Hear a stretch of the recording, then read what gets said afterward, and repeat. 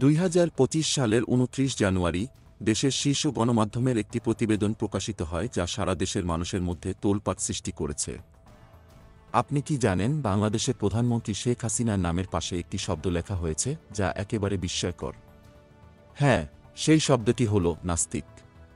এটা কি সত্যি হতে পারে? সঠিক।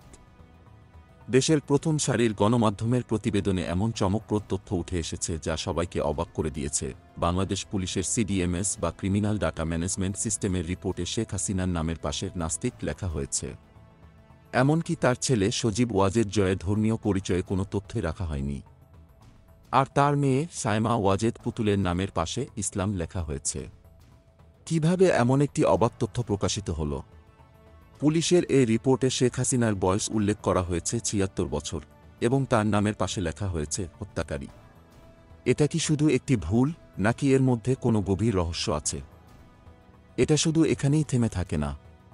শেখ হাসিনার নাম ৫ আগস্টের পর প্রথমবারের মতো সিডিএমএসে যুক্ত হয়, যেখানে তাকে হত্যাকারী, হত্যার চেষ্টা এবং হত্যার নির্দেশদাতা হিসেবে আসামি করা হয়। দেশের বিভিন্ন থানায় ছাত্র জনতার আন্দোলন চলাকালে শেখ হাসিনার নাম এই খলনায়কের তালিকায় আসল। এখন প্রশ্ন উঠছে, এমন তথ্য কিভাবে বের হল? ঢাকা মহানগর পুলিশের উপকমিশনার মিডিয়া মোহাম্মদ তালেবুর রহমান দাবি করেন, পিসিপিআর পুলিশের গোপনীয় বিষয় এবং তিনি এটিকে ভুল তথ্য বলে দাবি করেছেন। তাহলে আসল সত্যি কোথায়?